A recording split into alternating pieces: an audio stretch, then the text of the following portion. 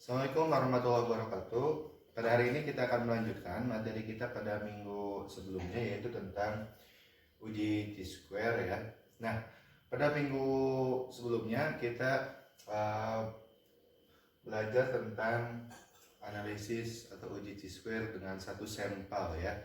Nah, hari ini kita akan mempelajari tentang analisis T-square ya, dengan menggunakan beberapa sampel gitu ya.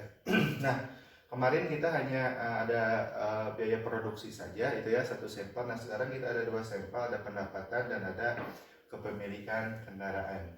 Nah, ini ada sebuah tabel ya, hasil survei terhadap 100 orang karyawan ya. Nah, yang mana hasil survei ini nanti kita akan menguji ya, apakah terdapat hubungan antara tingkat pendapatan dengan kepemilikan kendaraan ya. Nah, ini hasil dari 100 orang karyawan ini, ternyata hasilnya ya, orang yang memiliki pendapatan tinggi itu memiliki kendaraan 25 dan tidak memiliki kendaraan 10 orang gitu ya. Nah, jumlah ke samping ini 35. Nah, kemudian orang yang berpendapatan sedang ya, yang memiliki kendaraan itu ada 12 orang dan yang tidak itu ada 25 orang gitu ya.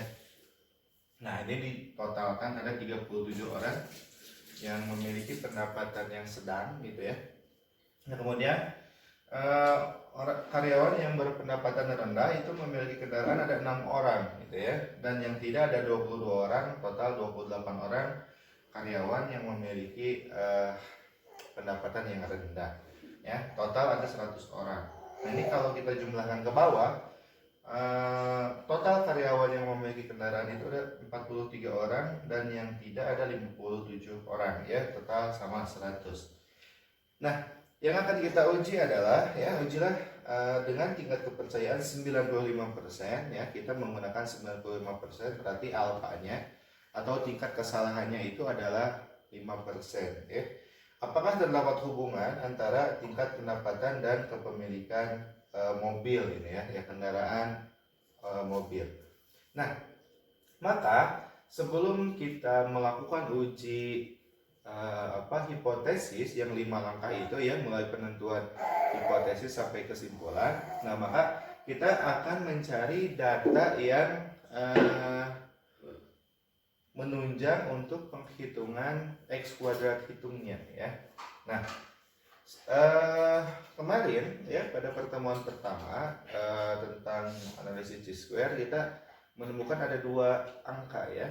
Nah, ada FO ya, frekuensi yang diobservasi, ada FE, ada frekuensi yang diestimasi. Nah, di sini pun kita akan menghitung FO dan FE-nya gitu ya. Nah, FO-nya ini sebetulnya sudah ada ya. Nah, ini angka 25, 10, 12, 25, 6, 22 ini adalah FO, frekuensi yang diobservasi. Nah, maka kita harus mencari dulu frekuensi yang diestimasinya gitu ya, FE-nya. Nah, kalau yang kemarin kan di yang satu sampel itu tinggal di total, dirata-ratakan ya FE-nya. Nah, di sini di analisis square yang sampelnya lebih dari satu, ada perbedaan untuk menghitung FE-nya, frekuensi yang diestimasinya ya. Nah, cara menghitungnya itu adalah ya dengan ya mengalihkan ya jumlah vertikal ya, jumlah ke samping dengan jumlah ke bawah, kemudian dibagi 100 ya. Nah, misalkan untuk yang ini ya, yang pendapatan tinggi memiliki kendaraan ini ya. Nah, pendapatan tinggi memiliki kendaraan. Nah, maka ini untuk menghitung FE-nya adalah jumlah ke samping ya, jumlah samping berarti 35 ini ya. Nah, dikali jumlah ke bawah ya, vertikal yaitu 43 dibagi 100 ya. Nah, jadi untuk menghitung FE yang pertama ini adalah ya, kita kalikan 35 dikali 43 dibagi 100 ya. Nah, ini untuk menghitung nilai FE-nya ya. Nah, maka hasilnya itu adalah 15,05 ya. Nah, ini silahkan kalian hitung ya pakai kalkulator. 15,05. Nah, ini adalah FE yang pertama ya, FE yang pertama. Nah, FE yang kedua ya, yaitu yang pendapatan tinggi tapi tidak memiliki kendaraan, maka ini sama ya. Jumlah ke sampingnya adalah 35 ya. Dikali jumlah ke bawahnya adalah 57. Nah, kali 57 dibagi 100 ya, dibaginya total semua 100 ya. Maka hasilnya adalah 19,95 ya. Nah, ini adalah 19,95. Nah, yang pendapatan sedang memiliki kendaraan FE ketiga ya. FE ketiga ini adalah jumlah ke sampingnya adalah 37 ya, ke bawahnya adalah 43. Maka ini adalah 37 dikali 43 dibagi 100 ya, pembaginya semua tetap 100 ya. Nah, maka hasilnya adalah 15,91 ya. Ini adalah 15,91 ya. Nah, kemudian FE keempat yaitu pendapatan sedang kemudian tidak memiliki kendaraan. Maka cara menghitung FE-nya adalah 37 samping ya. 37 dikali 57 ke bawah, kemudian dibagi 100, sama ya, semua pembaginya 100 ya. Maka hasilnya adalah 21,09 ya. Ini adalah 21,09 ya. Nah, kemudian yang selanjutnya ini FE kelima ya, yaitu yang pendapatan rendah dan memiliki kendaraan. Maka ini jumlah ke sampingnya adalah 28 dikali jumlah ke bawah gitu ya, 43 dibagi 100. Maka hasilnya adalah 12,04. Nah, ini adalah 12,04. Nanti yang terakhir FE ke-6 ya. Ini yang pendapatan rendah dan tidak memiliki kendaraan. Maka jumlah horizontal ini 28 ya, dikali jumlah vertikal 57 dibagi 100 ya. Maka hasilnya adalah 15,96 ya. Nah, ini adalah 15,96 ya. Nah, sekarang kita sudah menemukan ya, FE-nya dari FE1 sampai FE6 ya. Nanti kita bisa masukkan nilai ini untuk mengisi atau mencari X kuadrat hitungnya. Nah, sekarang kita lanjut ya kepada pengujian hipotesis ya. Nah, pengujian hipotesis itu ini masih tetap dalam pengujian hipotesis ya. Ada 6 langkah ya. Langkah yang pertama itu adalah kita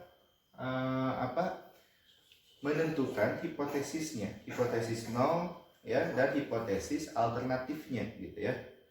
Nah, hipotesis 0 itu selalu berbunyi tidak ada hubungan. Ini kan apakah terdapat hubungan gitu ya. Nah, maka hipotesis 0 itu ya, hipotesis 0 itu menyatakan tidak ada hubungan gitu ya. Nah, ini kan kita ada memiliki 6 ya, 6 kelompok ya. Nah, maka hipotesis 0 itu mengatakan tidak ada hubungan antara kelompok yang pertama gitu ya, proporsi yang pertama ini ya, yang memiliki pendapatan tinggi, sedang, rendah, memiliki kendaraan dan tidak gitu ya. Ini ada 6, dari FO-nya ada FO1 sampai FO6, kemudian FE-nya juga FE1 sampai FE6 ya. Nah, tidak ada hubungannya antara proporsi yang pertama ya, atau dengan proporsi yang kedua, dengan proporsi yang ketiga, dengan proporsi yang keempat ya, dengan proporsi yang kelima, dengan proporsi yang keenam ya. Berarti kan ini semua proporsi itu sama saja ya. Artinya tidak ada hubungan ya antara tingkat pendapatan dengan tingkat kepemilikan kendaraan, karena sama saja, mau pendapatan tinggi, mau pendapatan sedang, mau pendapatan rendah, sama saja gitu ya, berarti tidak ada hubungan itu tingkat pendapatan dengan kepemilikan kendaraan gitu ya. Nah, karena ini sama saja gitu ya. Nah, hipotesis alternatifnya mengatakan bahwa ya terdapat perbedaan gitu ya antara proporsi yang pertama ya dengan proporsi yang kedua. Nah, perbedaan di sini saya lambangkan tidak sama dengan ya, artinya tidak sama. Ada perbedaan ya dengan proporsi yang ketiga dengan proporsi yang keempat dengan proporsi yang kelima dan proporsi yang keenam. Artinya ketika terdapat perbedaan antara setiap kelompok ini yang berarti ada hubungan gitu ya antara tingkat pendapatan dengan tingkat kepemilikan kendaraan. Karena tidak yang pendapatannya tinggi ya itu akan berbeda dengan yang pendapatannya rendah, akan berbeda dengan yang pendapatannya sedang dalam hal apa? Dalam hal kepemilikan kendaraan gitu ya. Nah, yang berarti ada hubungan gitu ya antara tingkat pendapatan dan tingkat kepemilikan kendaraan ketika keenam kelompok ini tidak sama gitu ya. Pendapatannya tidak sama, kepemilikan kendaraannya pun tidak sama gitu. Berarti ada hubungan gitu ya. Nah, yang kedua, setelah kita menentukan hipotesisnya ya, maka yang kedua adalah kita cari kriterianya, kriteria penerimaan dan penolakan hak nol gitu ya. Nah, kriteria penerimaan dan penolakan hak nol. Nah, ini ya. Nah, ini adalah yang diarsir ini adalah penerimaan hak alternatif, dan yang tidak diarsir ini adalah daerah penerimaan hak nol. Nah, dalam analisis T-square kita hanya menggunakan pengujian satu arah atau one tile test gitu ya. Kenapa satu arah? Karena yang kita cari itu adalah nilai x kuadrat ya, T-square x kuadrat. Nah, kalau nilai kuadrat itu otomatis positif ya, tidak ada nilai negatif. Kalau yang dua arah itu kan kemarin kita cari nilai positifnya berapa ya, nilai negatifnya berapa, alfanya kita bagi dua gitu ya. Nah, kalau yang satu arah ini alfanya tidak kita bagi dua gitu ya. Nah, kenapa positif? Karena yang namanya x kuadrat itu selalu bernilai positif ya. Ketika angka yang positif dikuadratkan hasilnya positif, angka negatif dikuadratkan pun hasilnya akan positif ya. Nah, sekarang kita akan mencari nilai x kuadrat tabelnya ya, nilai x kuadrat tabelnya. Nah, perbedaannya ada sedikit perbedaan. Kalau kemarin kan hanya ada kolom saja ya, kolom saja. Nah, sekarang di sini ada kolom, ada row ya, ada kolom, ada row ya. Nah, nanti kita akan mencari nilai c-nya dari sana ya. Nah, untuk mencari nilai df-nya, degree of freedom-nya atau dk ya, ada kalau tabelnya berbahasa Inggris itu biasanya df gitu ya. Nama ini singkatan dari degree of freedom. Kalau tabelnya berbahasa Indonesia itu DK biasanya, derajat kebebasan. Tapi itu artinya sama ya. Nah, untuk mencari nilai DF-nya itu adalah R-1 dikali C-1 ya. Row -1 dikurangi kolom -1 ya. Nah, ini kita lihat row-nya ada berapa. Row itu ada kotak ke bawah gitu ya. Nah, ada berapa kotak ke bawah? Ada 3 ya. Nah, maka ini 3 kurangi 1 dikali kolom kurangi 1. Kolom itu adalah kotak ke samping ya. 2 kurangi 1. Ini hasilnya 2, ini hasilnya 1 ya. Nah, ini 2 dikali 1, maka hasilnya 2. Berarti nilai DF-nya adalah 2. Nah, maka kita tinggal mencari berapa nilai x kuadrat tabelnya ya, di tabel T-square ya.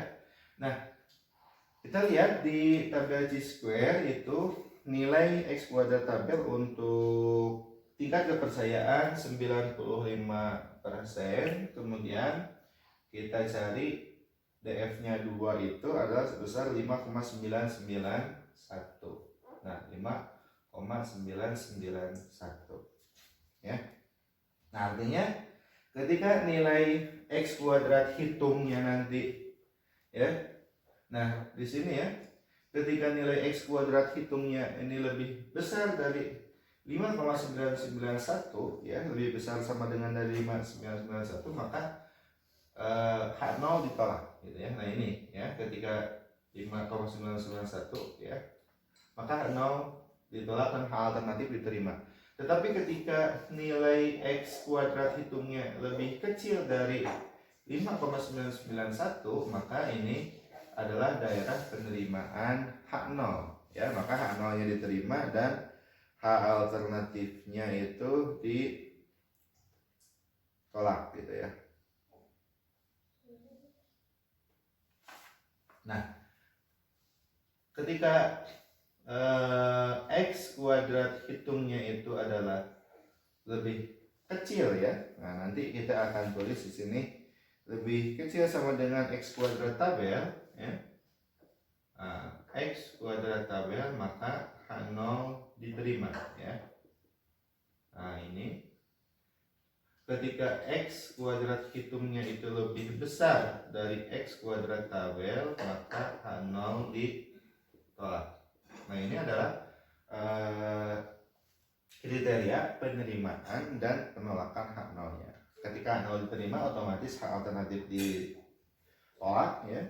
Ketika H0 ditolak, berarti otomatis H alternatif diterima. Nah, langkah ketiga, kita akan mencari X kuadrat hitungnya. Nah, berapa nilai X kuadrat hitungnya? Nah ini rumusnya sama ya dengan yang kemarin, yaitu adalah sigma ya, FO dikurangi FE dikuadratkan dibagi FE ya. Nah ini rumusnya ya. Nah sekarang kita tinggal masukkan ya, berapa FO yang pertama. FO yang pertama itu adalah 25 ini ya, 25 ya, 25 dikurangi FE yang pertama 15,05. Nah, dikuadratkan dibagi 15,05 ya, ditambah FO yang kedua ini adalah 10 dikurangi 19,95 FE yang pertama, yang kedua 95 dikuadratkan dibagi 19,95 FE ya, ditambah ya, yang ketiga adalah 12 dikurangi 15,91 kuadrat dibagi 15,91 ya, ditambah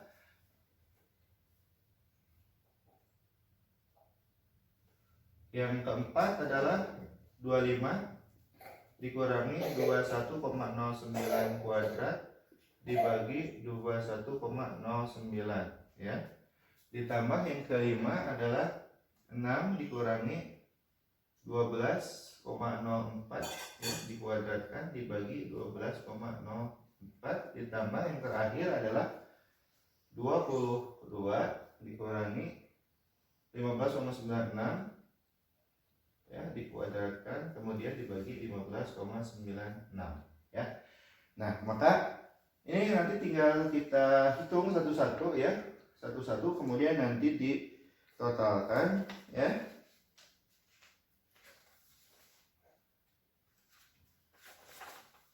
Dan hasil dari semua ini adalah 18,54 ya. Nanti kalian tinggal jumlahkan ya menggunakan kalkulator ya, maka hasilnya adalah 18,54.